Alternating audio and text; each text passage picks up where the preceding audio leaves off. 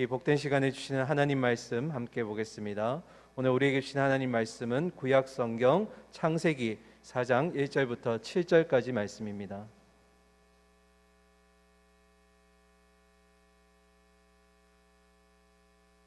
구약 성경 4면에 있습니다. 창세기 4장 1절부터 7절까지 연락된 재물, 거부된 재물이라는 제목으로 담임 목사님 말씀 전해주시겠습니다. 교독하도록 하겠습니다. 1절입니다. 아담이 그의 아내 하와와 동침함에 하와가 임신하여 가인을 낳고 이르되 내가 여호와로 말미암아 등남하였다 하니라. 그가 또 가인의 아우 아벨을 낳았는데 아벨은 양치는 자였고 가인은 농사하는 자였더라. 세월이 지난 후에 가인은 땅의 소산으로 제물을 삼아 여호와께 드렸고 아벨은 자기도 양의 첫 새끼와 그 기름으로 드렸더니 여호와께서 아벨과 그의 제물은 받으셨으나 가인과 그의 제물은 받지 아니하신지라. 가인이 몹시 분하여 안색이 변하니 여호와께서 가인에게 이르시되 내가 분하여함은 어찌 됨이며 안색이 변함은 7절 함께 읽겠습니다. 내가 선을 행하면 어찌 낯을 들지 못하겠느냐. 선을 행하지 아니하면 죄가 문에 엎드려 있느니라. 죄가 너를 원하나 너는 죄를 다스릴지니라. 아멘. 할렐루야. 우리 이렇게 인사하겠습니다. 너무 감사합니다. 너무 축복합니다. 이렇게 인사하겠습니다. 너무 감사합니다. 너무 축복합니다. 여러분 2021년 12월 31일 날 그날 바로 이 자리에서 우리가 지난 한 해를 마무리하고 또 새로운 한 해를 맞이하면서 제가 올 한 해 어떤 방향으로 우리 교회가 나아갈지에 대해서 함께 말씀으로 나눴어요. 그래서 올해 표가 됐는데 표 기억나세요? 예, 비상 새 힘을 얻으리라. 이게 올해 저희의 표였고 우리가 이게 우리의 방향성이었는데 어떻게 다들 영적으로 비상하셨나요? 한 두 분, 두 분. 어떻게 여러분 일상에서 비상의 능력을 우리 계속 경험하고 계십니까? 사실 맥주 감사 주일이요. 여러분 우리는 감사의 주일로 보내고 있지만 사실 영적인 의미를 따져보면 이게 중간 점검 받는 날입니다. 그러니까 중간 점검 받아서 상반기에 우리가 진짜 어떻게 살았는지 그리고 우리가 진짜 하나님 보시기에 정말 선한 삶을 살았는지를 제대로 점검받는 날이 바로 이 맥주 감사 주일이에요. 그래서 이 맥주 감사 주일을 맞이해서 우리가 반년 동안 이 6개월 동안 내 계획은 잘 진행되고 있는지, 목표들과 소망들은 온전히 이루어지고 있는지, 만약에 잘 이루어지지 않고 있다면 그 이유가 무엇인지를 한번 조목조목 고민해보고 또 그 속에 답을 찾아보기 위해서 하나님이 우리에게 맥주 감사 주일을 주신 거예요. 여러분 다시 묻겠습니다. 여러분들은 상반기 영적으로 비상하셨습니까? 일상에서 비상의 능력을 경험하셨습니까? 예, 감사합니다. 여러분 저도요 6개월 내내 굉장히 부담스러웠어요. 왜 부담스러웠냐면 우리 장로님들도 기도하실 때마다, 안수 집사님도 기도하실 때마다, 권사님들도 기도하실 때마다 늘 저를 부담스럽게 하는 기도를 하셨는데 그 기도가 뭐냐면 하나님 우리 교회가 올해도 우리 교회 표처럼 비상 새 힘을 얻게 해 주시옵소서 이렇게 기도했잖아요.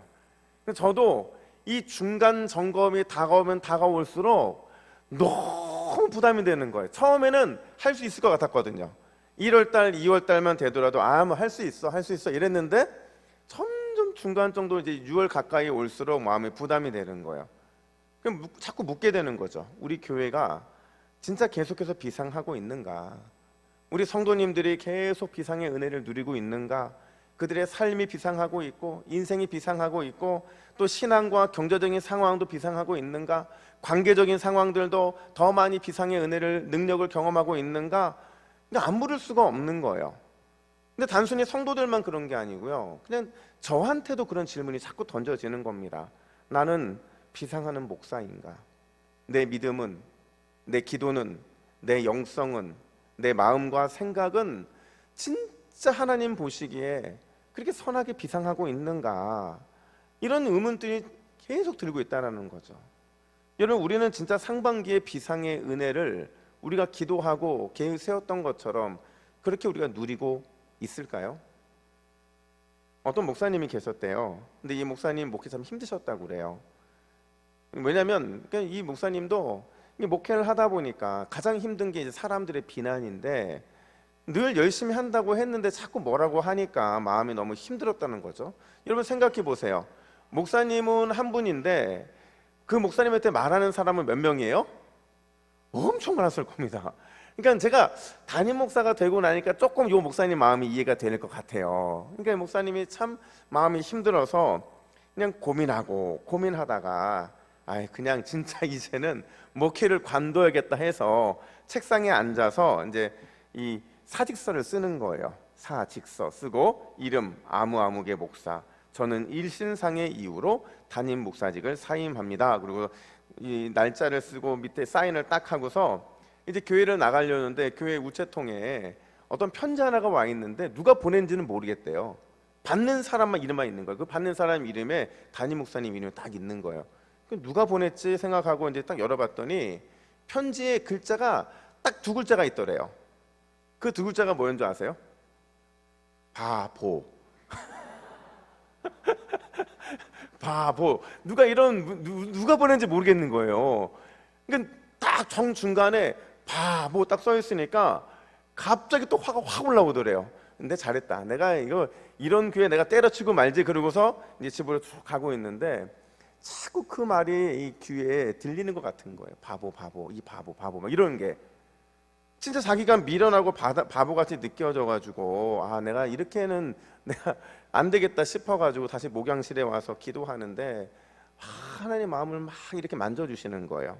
목사님 뭐라고 기도했냐면, 하나님, 제가 진짜 바보 같은데 저에게 좀 새 힘을 주시고 새 능력 주셔서 바보 아닌 진짜 목사 되게 해달라고 기도를 한 거예요.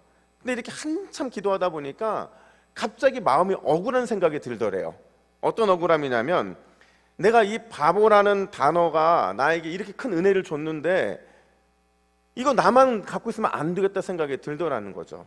그래서 그 주일을 기다렸다가 주일날 설교하러 강단에 딱 올라오셔서 설교 처음에 이렇게 말씀하시는 거예요.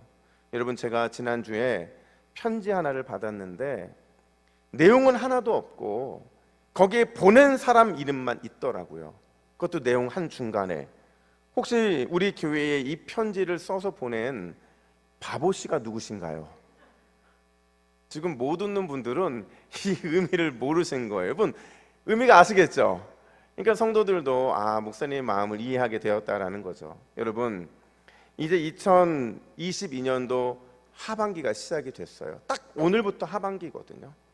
상반기에 영적으로 비상하지 못했고 또 삶과 일상에서 비상의 능력을 경험하지 못했다고 한다면 오늘을 기점으로 다시 비상이라는 그 목표를 꽉 붙드시기를 간절히 축복합니다.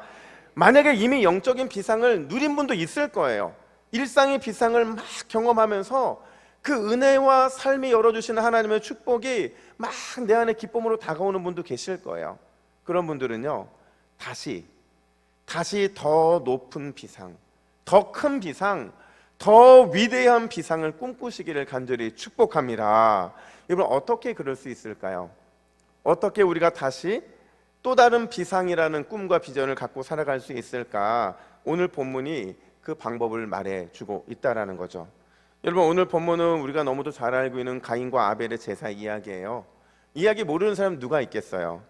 근데 여러분, 오늘 본문만큼 그렇게 많은 오해를 받은 본문도 사실 없어요. 왜냐하면 이 본문을 가지고 우리는 잘못된 해석 때문에 막 아벨과 가인을 판단하는 그런 모습들이 늘 우리 안에 있었거든요. 사람들은 왜 가인의 제사를 하나님이 받지 않으셨는가라는 이 질문 앞에서 보통 뭐라고 답을 알고 있냐면, 가인이 피의 제사를 드리지 않았기 때문에 그래.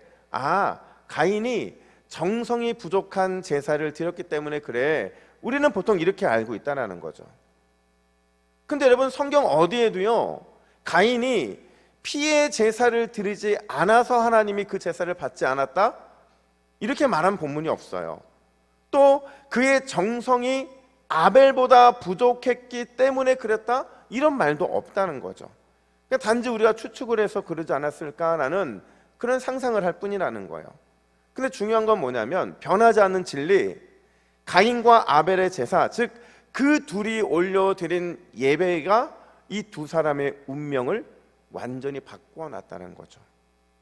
여러분, 이 말을 제가 이렇게 바꾸면 어떨까요? 가인은 예배에 실패하여 비상하지 못했고, 아벨은 예배에 성공하여 비상할 수 있었다. 여러분, 이렇게 말할 수 있잖아요. 왜냐면 진짜 가인은 예배에서 실패했거든요. 예배가 얼마나 중요한 건데, 이 예배가 신앙인들에게 얼마나 중요한 건데 거기에서 실패했잖아요. 근데 아벨은 성공했거든요. 신앙인들에게 생명과도 같은 이 예배의 성공자가 되어서 정말 그는 진정한 예배의 성공자의 자리에 오르게 되었던 거죠. 그러다 보니까 예배 이후에 이 두 사람의 삶은 완전히 달라질 수밖에 없었다는 거예요. 여러분, 우리도 마찬가지예요. 우리가 하반기에 비상하냐 비상하지 못하느냐는 어디에 달려 있을까요? 예배에 달려 있는 거예요.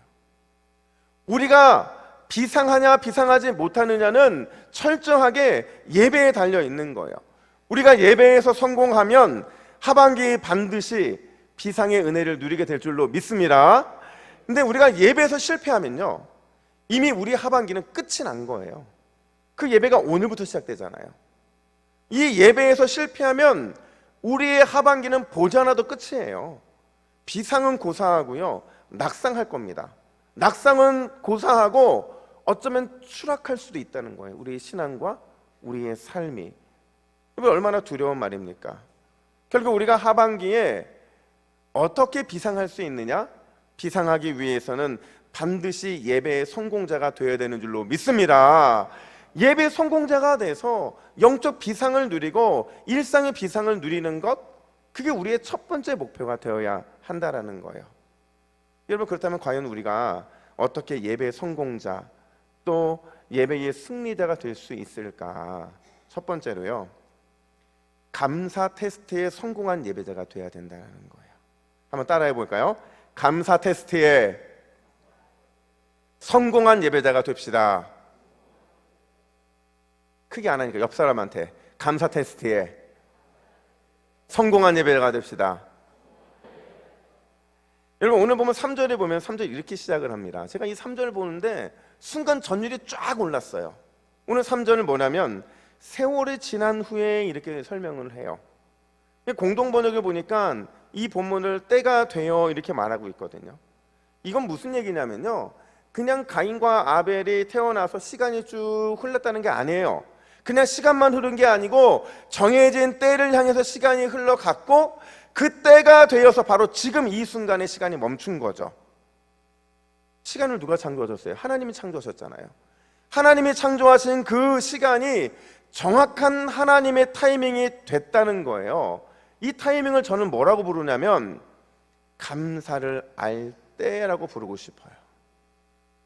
여러분, 가인과 아벨이요, 그냥 시간을 보낸 게 아니라 이제 그들이 나이가 들어서 성숙해서 감사가 뭔지 알게 된 때가 됐다는 거예요.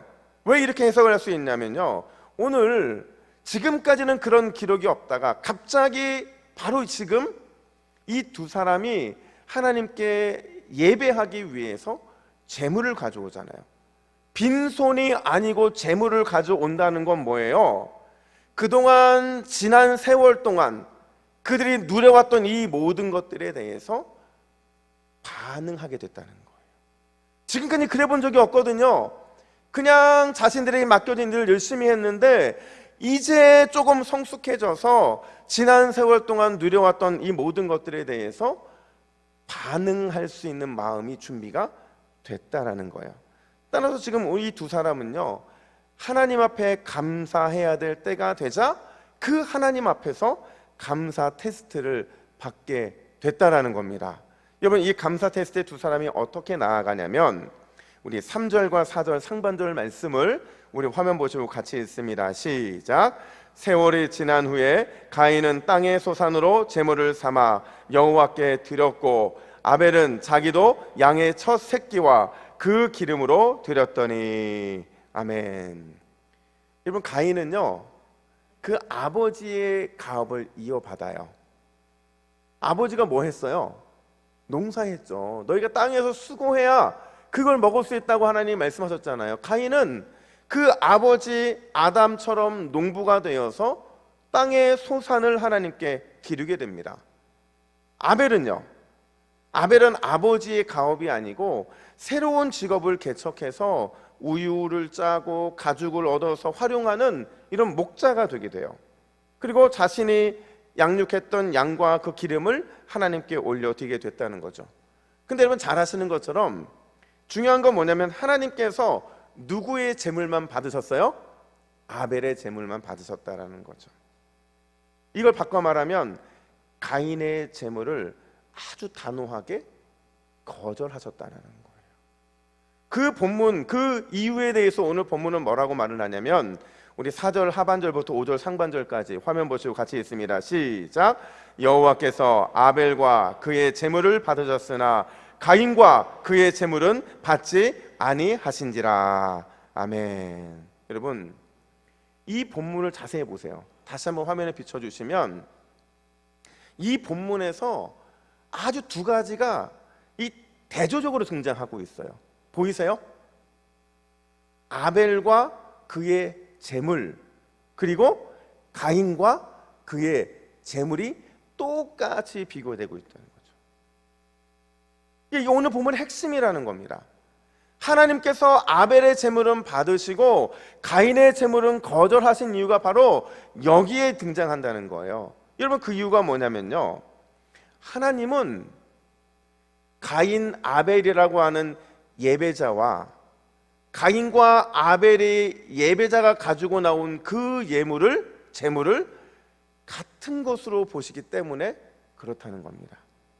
이걸 바꿔 말하면 예배자와 제물은 절대로 분리될 수가 없다는 거예요. 드린 사람과 제물이 맞물려 있다는 거죠. 이걸 통해 뭘 말해주고 싶으시냐면요, 가인과 아벨이 어떤 제물을 드렸느냐는 그들의 그 제물 속에 숨겨져 있는 예배자의 마음, 감춰져 있는 예배자의 중심, 가려져 있는 예배자의 그 태도를 하나님이 함께 보셨다라는 겁니다. 바로 여기에 오늘 본문의 핵심이 있다는 거예요. 이걸 통해서 제물을 받을지 안 받을지를 결정하시겠다는 거예요.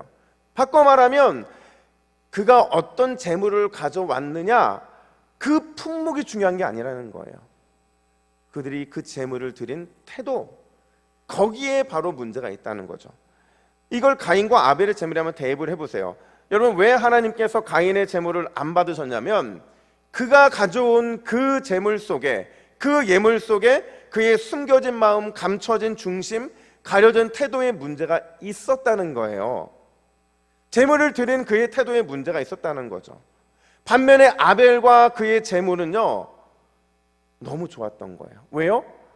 제물이 좋았다는 게 아니라 그 제물에 담겨 있는 아벨의 태도가 너무 좋았다는 겁니다. 그래서 제가 찾아보니까요, 4절 5절이 원문대로 번역하면 어떻게 번역할 수 있냐면 이렇게 번역할 수 있어요. 하나님께서 아벨과 그가 바친 예물은 반기시고 가인과 그가 바친 예물은 반기지 않으셨다. 이 차이가 뭔지 보이시죠? 이게 우리나라 정서에서는 이해가 되는 거예요. 우리가 누군가에게 선물을 받았을 때 그 선물에 담긴 의미를 알면 반길 수밖에 없는 거죠, 마음으로. 근데 그 숨겨져 있는 마음, 그게 잘못된 게 느껴지면 아무리 좋은 선물이라도 반겨질 수가 없는 거라는 거죠. 그 관점으로 다시 한번 두 사람의 제물을 상세하게 비교해 보면요, 여러분, 가인은요 땅의 소산을 드렸다고 간략하게 설명해 주고 있어요. 이렇게 설명할 수밖에 없는 게 그의 중심과 마음과 이 가려져 있는 태도에 뭔가 하나님 보시기에 좋지 않은 게 있었던 것 같아요. 반면에 아벨은요, 양의 첫 새끼와 그 기름을 드렸다고 말하는데요, 이걸 정확하게 번역하면요, 아벨은 새끼들 복수형으로 되어 있어요. 한 마리 드린 게 아니라는 거죠. 여러 마리를 드렸는데 중요한 건 처음 난 여러 마리를 드렸다는 거예요. 처음이라는 거는요, 정말 최고의 것들이거든요. 제가요 부산에 와서 가끔 놀라는 게 뭐냐면 우리 여자 성도님들 아들 되게 좋아하시더라고요. 왜 이렇게 아들 좋아하시는지 모르겠는데 아들 되게 좋아하세요. 그래서 무조건 아들 낳으시는 분들 되게 많이 계시는데 여러분 생각해 보세요. 첫째 아들을 낳았다고 생각해 보세요. 얼마나 귀합니까? 예전 같은 경우에 이 첫째 아들이 얼마나 소중해요. 근데 첫째 아들만 소중한 게 아니고요, 기르는 동물 중에서도 이 처음 난 것은 굉장히 소중하거든요. 근데 그 처음 난 것들 중에서 최고의 것들을 구별해서 드렸다, 지금 이렇게 말하고 있는 거예요. 심지어 이 기름이라는 게요, 그냥 우리는 뭐 내장에 붙은 기름이기 생각하지만 그냥 기름이 아니고요, 이건 원문 그대로 보면 아름답고 살찐 기름진 것, 이렇게 설명될 수 있거든요. 그러니까 너무 귀한 거라는 거죠. 너무 귀한 것. 그러니까 한마디로 말하면 이 아벨의 제물 속에는 어떤 의미가 담겨져 있냐면 하나님을 자기의 모든 소유의 주인으로 인정하고 있는 거예요. 그러니까 이게 드릴 수 있는 거죠. 하나님께 만약에 내 모든 양들과 가축들을 다 드린다 하더라도 전혀 아깝지 않다는 그런 진정한 감사가 이 제물 속에, 예물 속에 담겨져 있었다라는 거예요. 그러니까 그 제물을 하나님이 어떻게 반응하시느냐, 받으셨다 이렇게 말하거든요. 근데 이게요 히브리어 바이사라는 단어인데 이 단어가 그냥 좋아 내가 받을게 이런 뜻이 아니고요, 하나님이 그가 드린 그것을 관심 있게 지켜보셨다는 거예요. 관심 있게 지켜보니까 기쁨으로 연락할 만한 제물이더라는 거죠. 그 속에 하나님이 감동할 만한 충분한 감사가 담겨져 있다는 것을 의미하고 있다라는 거예요. 저는요 이 본문을 보면서 와, 진짜 한 주간 진짜 나도 이런 감사의 마음을 이 맥주 감사 주일날 드려야겠다는 생각이 정말 많이 들더라고요. 여러분은 유대인들이요 감사의 절기를 보내면 그게 맥주 감사 주일, 사실 맥주 감사 주일은 한 달 전에 이스라엘 백성들은 77절이라는 그 계절을 보냈거든요. 그 절기를 보냈는데 그때라든지 추수 감사 주일이라든지 그들은 항상 감사일이 있을 때마다 어떤 걸 하냐면 이게 큰 바구니 하나를 준비해요. 제가 사실은 어저께 이 바구니를 보여드리고 싶어가지고 한번 구입해 보려고 했는데 이게 오늘 오후에 오더라고요. 그래서 제가 못 구해가지고 손으로만 보여드리는데, 만약에 거기에 이 첫 번째 보리가 이게 이제 거둬들였어요. 그러면 그 보리를 가득 담아냅니다. 그리고는 이걸 제사장 앞으로 갖고 와서는 어떻게 하냐면 가장 먼저 왼쪽으로 이걸 돌려요. 그리고 다시 가져왔다가 앞으로 쫙 돌렸다가 가져왔다가 오른쪽으로 다 돌렸다가 가져왔다가 이거를 제사장과 함께 높이 듭니다. 그리고 하나, 둘, 셋 하고 탁 내리면서 이제 그 예물을 하나님께 드리는 거예요. 왜 이렇게 했을까요? 이게 사방팔방 내게 주신 이 모든 열매는 누가 주셨다는 거예요? 하나님이 주셨다는 거예요. 그래서 하나님께 감사합니다. 하나, 둘, 셋 하고 쫙 내리시더라는 거죠. 그러면요 주변에 함께 참여했던 사람들이 난리가 납니다. 막 소리를 지르고 춤을 추면서 우리 하나님이 하셨다는 그들만의 노래를 막 불러요. 또 다른 사람이 나와서 똑같이 감사의 고백을 하면 언제 그러냐, 또다시 그들은 기뻐서 막 뛰고 즐거워합니다. 여러분 한번 따라해 보세요. 한번 들어보세요. 이렇게 들어보세요. 주무신 분들 깨시고, 자 드시고, 자 가장 먼저 왼쪽입니다. 바구니 드신 거예요. 바구니. 바구니 드신 거 왼쪽으로 이렇게 갔다가 가져오세요.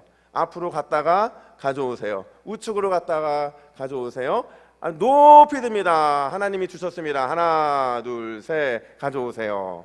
여러분 이런 제사를 드리는데 모두가 다 그 기쁨에 환호하는데 얼마나 기쁘겠냐는 거죠. 여러분 그러니까 하나님이 받으시는 거는요 그들의 마음이고 중심이고 태도라는 거예요. 그렇게 드리는 것을 하나님은 기뻐 받으시겠다라는 거죠. 여러분 오늘 맥주 감사 주일이잖아요. 하나님이 바이샤 받으시겠다는데요 관심을 갖고 지켜보면서 받으시겠다 이렇게 말씀하고 계신 거예요. 뭘요? 저희가 진심 어린 감사를 하나님께 드리고 있는지를 보시겠다는 거죠. 지난 상반기를 하나님이 인도하셨습니다. 하나님이 우리를 형통케 되시는 은혜를 주셨습니다. 하나님께서 놀라운 복을 허락해 주셨습니다. 물론 제 삶은 여전히 힘들고 어렵고 그래서 늘 견디기 어려웠지만 결국에는 하나님이 이 상반기를 견딜 수 있도록 은혜를 주셨습니다. 이 믿음의 고백을 찾고 계신 줄로 믿습니다. 여러분, 완벽한 인생이 어디 있겠어요? 우리는 하나님이 함께 하시면 무조건 다 만사 형통이 될 걸 생각하지만 그렇지 않아요. 하나님이 진짜 보시는 이 상반기의 하나님의 감사 테스트는요, 그럼에도 불구하고 감사할 수 있느냐라는 그 질문도 포함이 되어 있는 거라는 거죠. 저는 이런 생각을 해요. 만약에 아벨이 형처럼 그런 테스트에서 실패했다고 한다면 과연 아벨은 어떠했을까? 아마 아벨은 달랐을 거예요. 왜요? 그가 이렇게 제물을 드릴 수 있을 정도라고 한다면 아벨은 충분히 하나님의 마음을 이해했을 거라고 예상할 수 있기 때문에 그렇다는 거죠. 여러분, 아벨이요 결국 어떤 평가를 받냐면 우리 히브리서 11장 4절 말씀을 우리 같이 읽습니다. 시작. 믿음으로 아벨은 가인보다 더 나은 제사를 하나님께 드림으로 의로운 자라 하시는 증거를 얻었으니 하나님이 그 예물에 대하여 증거하심이라. 그가 죽었으나 그 믿음으로써 지금도 말하느니라. 아멘. 여러분, 오늘 이 시간 믿음으로 하나님이 온 땅의 주인이심을 인정하는 감사의 예물을 드리시기를 간절히 축복합니다. 여러분의 가장 소중한 것, 최고의 것을 들어 올리면 하나님은 아벨처럼 우리는 죽었으나 여전히 믿음의 흔적을 남기는 그런 사람으로 기억해 주시겠다라는 겁니다.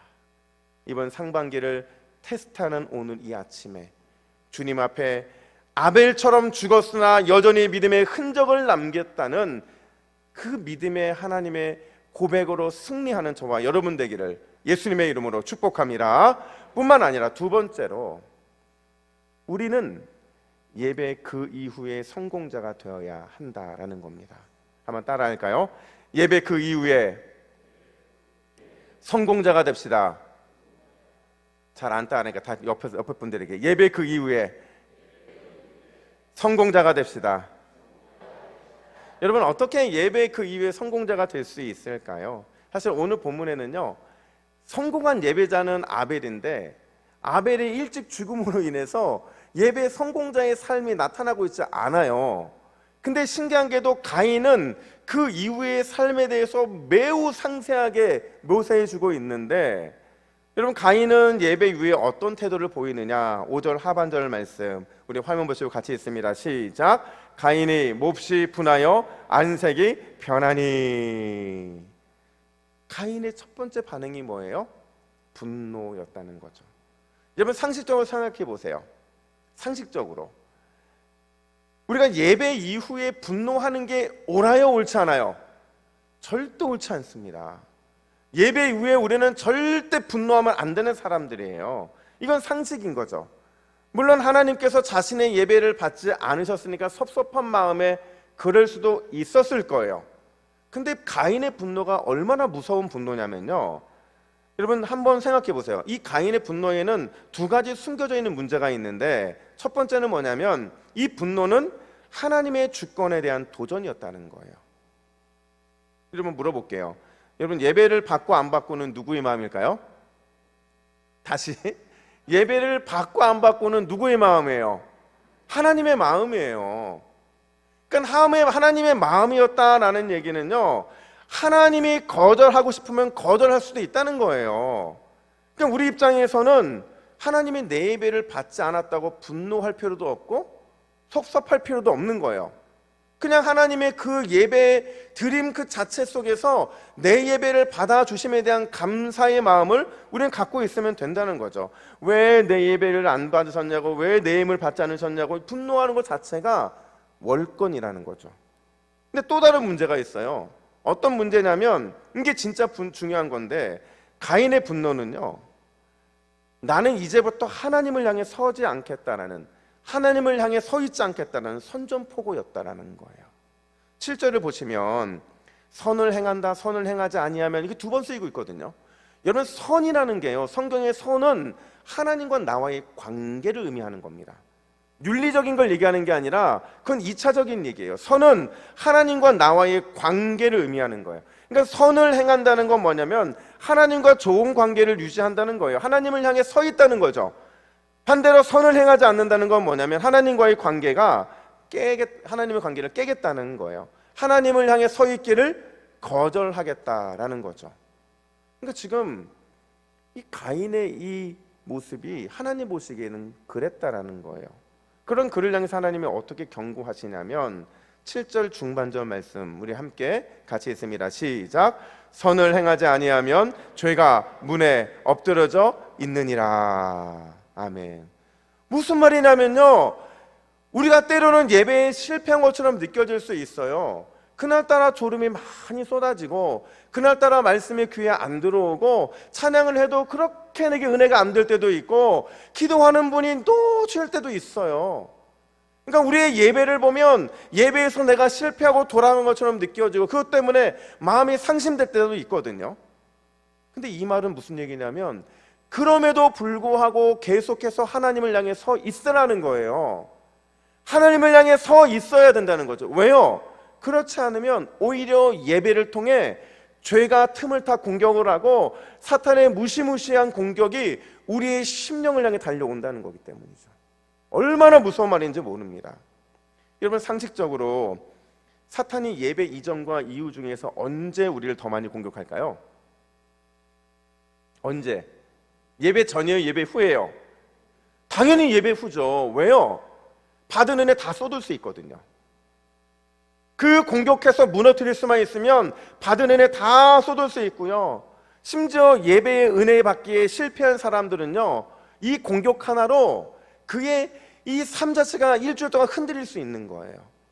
그러니까 예배 후는 우리는 더 조심해야 되는 거거든요. 제가 어느 책에 보니까 이런 얘기가 있더라고요. 사탄이 예배 이후에 사람들에게 가장 잘 사용하는 무기가 있대요. 여러 가지가 있었는데 그 중에 제 마음에 끄는 게 3가지가 있었는데 첫 번째가 뭐냐면 천천히 가는 시계라는 거죠. 여러분, 예배랑 천천히 가는 시계랑 무슨 상관이 있냐면 우리가 예배를 통해서 은혜 받고 결단을 해요. 성령 충만해요. 내가 이제는 이렇게 살아야겠다 다짐을 딱 하는 순간 사탄이 우리의 심령에 천천히 가는 시계를 딱 던져주는 거죠. 이렇게 말하는 거예요. 야, 천천히 가잖아. 지금 안 해도 돼. 천천히 해도 돼. 우리에게는 시간이 너무 많아. 이런 마음이 딱 드는 순간 우리는 이제 이 열매 맺기를 더디할 수밖에 없는 거죠. 또 다른 무기가 있어요. 그게 무기가 뭐냐면 바로 안대인데요. 여러분, 예배 드리는 가운데 우리는 반드시 영적인 눈이 열리게 되는 줄로 믿습니다. 하나님이 임재했는데 어떻게 우리의 눈이 안 열릴 수 있겠어요? 근데 그 영적인 눈이 예배 딱 끝나자마자 사탄이 안대로 또 가려주잖아요. 그러면 우리는 못 보게 되는 거예요. 은혜의 눈이 완전히 가려짐으로 인해서 은혜의 장님이 돼버리는 거죠. 분명히 은혜는 받았는데 은혜로 세상을 바라볼 수 있는 눈이 막혀버린 거예요. 이건 역시도 사탄이 쓰는 무기 중에 하나라는 거죠. 근데 진짜 무서운 무기가 뭔지 아세요? 사탄이 사용하는 예배 이후 사람들의 마음에 틈타는 진짜 무서운 무기는 바로 이 만족이라는 겁니다. 야, 내가 오늘 내가 한번 예배했으니까 됐어, 이런 마음을 갖게 하거나, 아니면 우리 일주일 동안 168시간을 보내거든요. 그 중에 이 1시간 예배한 것으로 우리 스스로 자위하는 거예요. 내가 뭐 이 정도 했으면 하나님도 뭐 봐주시겠지, 이런 마음을 갖는 거죠. 오늘의 예배에 만족하게 하고 오늘의 이 예배 자체로만 우리의 예배의 삶들을 마치려 하는 그 모든 것들, 이런 만족함이 사단이 우리를 무너뜨리는 가장 무서운 무기라는 겁니다.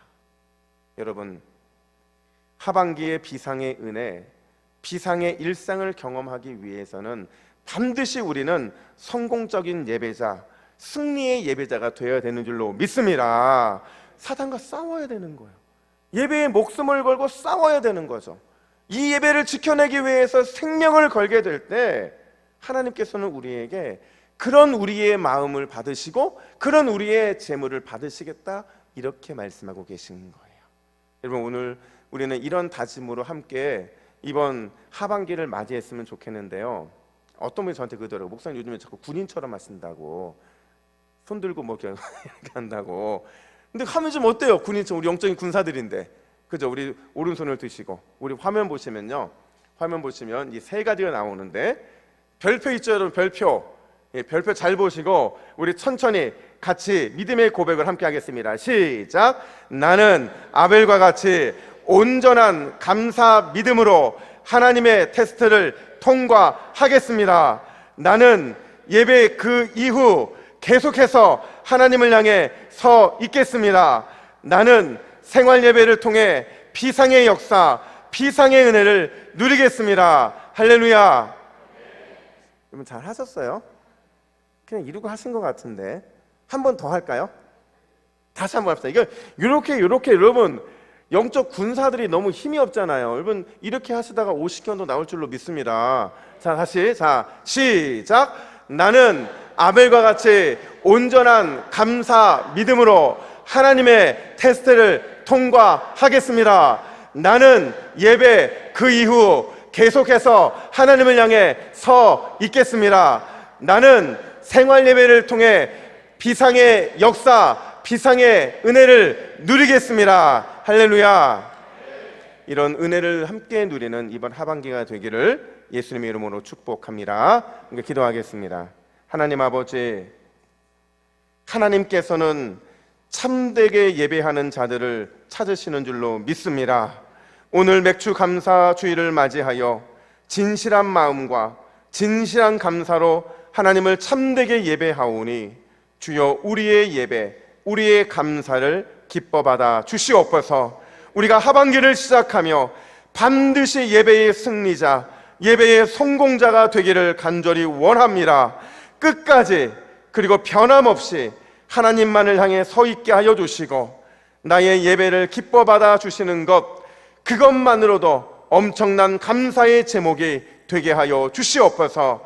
예배와 우리의 삶은 결코 분리되지 않는 줄로 믿습니다. 날마다 삶으로도 예배로도 주 앞에 나아가 주님의 마음을 기쁘게 해드리는 우리 동부교회 온 성도들이 될 수 있도록 인도하여 주시옵소서. 이 모든 말씀 우리 주 예수 그리스도의 이름으로 기도하옵나이다. 아멘.